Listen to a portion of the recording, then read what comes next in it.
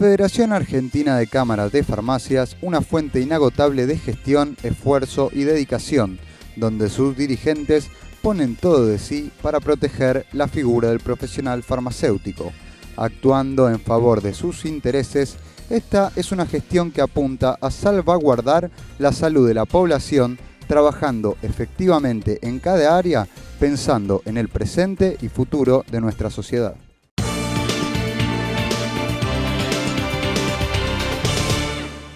Nos encontramos en la Federación Argentina de Cámaras de Farmacias. Vamos a hablar con su secretario general, el doctor José Daniel Carnevale. Doctor, buenas noches. ¿Qué tal? Buenas noches, ¿cómo les va? Muy bien, un gusto estar aquí. Venimos siempre, periódicamente, a visitar a la Federación. Con Daniel es la primera vez que vamos a hacer una entrevista. Vamos a hablar un poquito acerca de la función que tiene FACAF a nivel nacional y después vamos a meternos de lleno en el tema puntual, que es el tema de los precios de los medicamentos. Correcto, ¿sí? Correcto. La función de la Federación a nivel nacional. La Federación nuclea alrededor de 5.000 farmacias a través de todas sus cámaras en las diferentes provincias de nuestro país, y su función es la defensa de las farmacias a través de sus cámaras en los diferentes estamentos de índole público. Ajá. Nosotros en realidad, nuestra función es facilitadora, o sea, hacemos que tanto las instituciones como las farmacias puedan tener las mejores condiciones en estos tiempos de crisis. Claro. Y las mejores condiciones para el profesional farmacéutico, ¿no? Que es a lo que apuntan. Para el empresario farmacéutico. Doctor, ¿trabajan en conjunto con lo que es el Colegio de Farmacéuticos, que también en este ámbito tiene mucho que ver con facilitar, ¿no? el trabajo? Sí, en realidad la Federación trabaja en conjunto con la Confederación Farmacéutica Argentina, junto también con otra asociación que nuclea a mutuales y sindicales, que son entidades de segundo orden como nosotros. Y sí, es verdad, en más de un convenio estamos presentes en forma conjunta, como por ejemplo el convenio de PAMI o diferentes convenios a lo largo del país. Que pudieron ir mejorando esos convenios, ¿no? A través del trabajo que pudieron hacer ustedes. Sí, y fundamentalmente se evitó algún tipo de cartelización. Claro. Con respecto a este tipo de cosas. Sí. Vamos a hablar acerca de la fijación de precios. Hay un antes y un después de la gestión Moreno, antes y después de la gestión Moreno. Y bueno, y vamos a hablar de la actualidad. ¿Qué es lo que pasa con esto?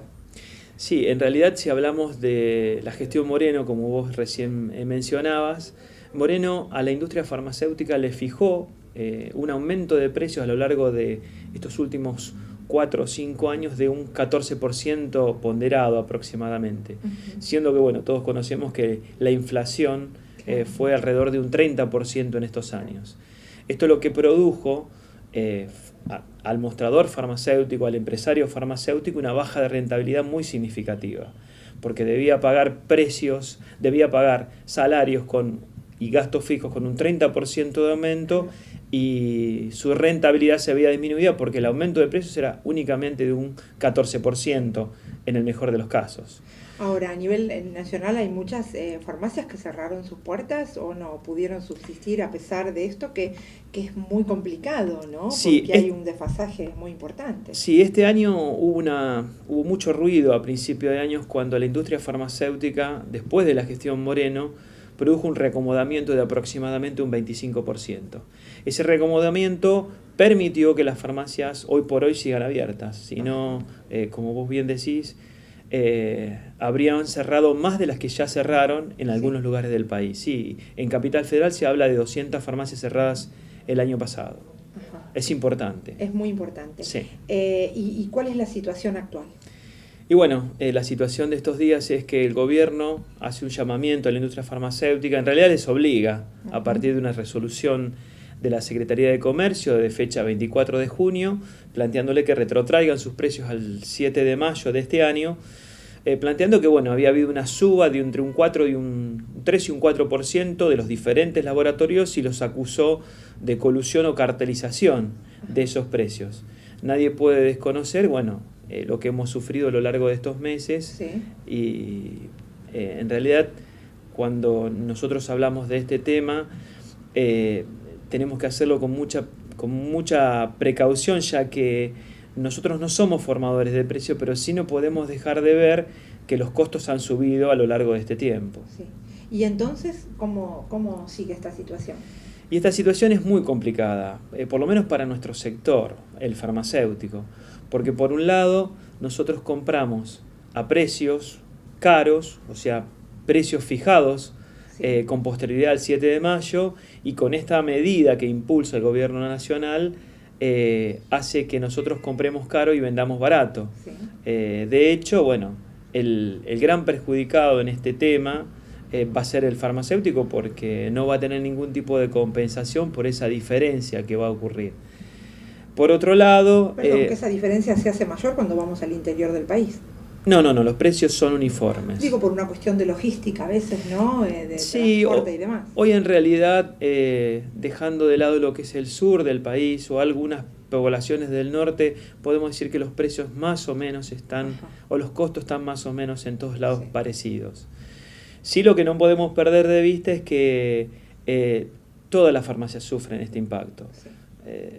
Nosotros creemos que esto va a lesionar aún más los intereses, la rentabilidad de las farmacias. Uh-huh. Estamos trabajando para que, bueno, se lleve a buen puerto con este tipo, sí, de situaciones. La industria farmacéutica planteó un rechazo a esta política, sí, pero bueno, nosotros hemos tomado nota de que muchos laboratorios han ajustado sus precios a la baja, ajá, y congelado, como plantea el gobierno, por 60 días. Que es a partir del laboratorio, si lo pueden hacer, bueno, ahí es cuando realmente esta medida puede llevarse adelante, porque si el laboratorio no lo hace, que en definitiva es el formador de precio, ustedes como farmacéuticos poco pueden hacer. Nosotros no lo podemos hacer, es más, ayer nos preguntaban cómo era la comunicación de estos precios a las farmacias, y la comunicación de estos precios se hace en forma online, para lo cual el farmacéutico no fija el precio, sino uno cuando vende un producto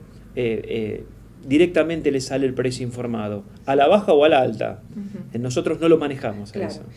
¿Hay medidas que van a llegar a tomar con respecto a esto a través de la Federación, Daniel? Nosotros ya hemos tenido el lunes pasado, ni bien conocimos esta resolución, tuvimos una reunión con el secretario de Comercio, con Augusto Costa, donde, bueno, le manifestamos toda nuestra preocupación, manifestamos cuál es la situación de la farmacia, uh-huh, cómo se vulneran sus intereses, y le dejamos en claro que nosotros no somos los formadores de precios.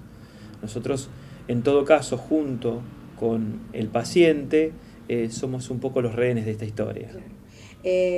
Comentábamos fuera de cámara que ha bajado la cantidad de venta, ¿no? Es decir, hoy hay gente que no se medica como corresponde teniendo enfermedades porque no accede a la medicación. Y sí, esta es una realidad. La demanda sabemos que es inelástica y que la salud es un producto de primera necesidad, si lo podemos llamar de alguna forma.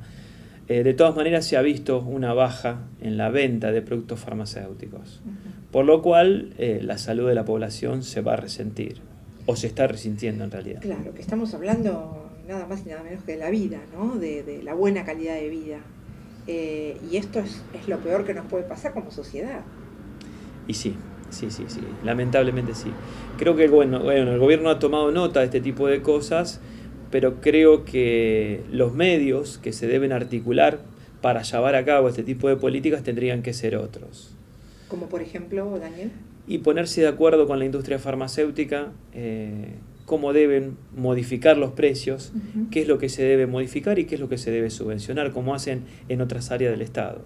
¿La importación de la materia prima también afecta el precio final de los remedios en algunos medicamentos donde, por ejemplo, no se elaboran acá y sí se tiene que importar de otros países? Yo creo que sí, digamos, esto hablo a título personal, no conozco, sí, exactamente cuál es la composición del costo de un medicamento, porque bueno, nosotros no somos los fabricantes, pero evidentemente sí, los debe afectar, no podemos saber cuál es la magnitud del costo de la materia prima, pero sí creo que los debe afectar lo mismo los costos laborales o los costos fijos que tienen en este país. Claro, que esta infraestructura, ¿no? Y que hay que seguir manteniendo y la rentabilidad baja. Exacto. ¿Las cadenas farmacéuticas también afectan al farmacéutico común, el del barrio, el que siempre estuvo presente al lado de la gente, de la sociedad? Cuando hablamos de cadena farmacéutica, nosotros en Argentina hablamos de cadenas farmacéuticas chicas. Sí. Son cadenas de 10, 20, bueno, excepto alguna cadena en particular que tiene 100 o 200 establecimientos, pero yo creo que la cadena farmacéutica afecta en ciertas determinadas zonas. Nosotros notamos que el farmacéutico, el empresario farmacéutico, sí ha sido afectado, pero no tanto por esta pelea de competencia entre colegas o entre grupos, sino fundamentalmente por la realidad que nos toca vivir a todos. Claro. La sociedad sigue respetando esta figura, ¿no?, del farmacéutico, del profesional, donde uno hace la primer consulta. Sí, esto es una realidad. Esto es algo de lo que les trasladamos al secretario de Comercio. La farmacia es un servicio público impropio, por lo cual tendría que gozar de ciertos beneficios de los cuales no goza, porque se lo trata impositivamente como un comercio común, y somos un efector de la cadena, el primer efector de la cadena de salud. El farmacéutico es un órgano de consulta de toda la población porque es el que más a la mano tiene. Claro, es el primer eslabón, ¿no?, de esta cadena. La población accede y tiene siempre su farmacéutico de confianza, que también es lo que tenemos que cuidar con esto. Sí, nosotros abogamos por la gran capilaridad que tiene nuestro sistema de salud. La cantidad de farmacias que tiene nuestro país hace que en realidad haya una farmacia en cada lugar, y esto es lo que debemos cuidar. Este tipo de políticas que en realidad son impulsadas por el mercado, sí, hacen que esto se vea bastante lesionado. Esto agranda aún más, ¿no?, la brecha social que puede existir hoy en la población, porque el que menos tiene es el que más afectado está. Sí, totalmente. La inflación es el impuesto que pagamos todos, y el que afecta, y en realidad afecta al que menos tiene. Y esto está bueno, ¿no?, algún tipo de promoción impositiva para las farmacias, para que puedan seguir brindando un servicio que es fundamental. Sí, nosotros abogamos por eso. Nosotros creemos que debería haber una redistribución de costos en este sentido y una redistribución de impuestos en este sentido. Fundamentalmente, vuelvo a repetir, porque nuestra labor social a nivel Estado no es reconocida. Sí es impuesta y es agradecida, pero no es reconocida como se debe reconocer. Que se debe reconocer para poder seguir manteniendo el servicio, nada más y nada menos que esto. Nada más y nada menos que esto. Por eso cuando hablamos de salud, hablamos de farmacia. Claro, sin ninguna duda.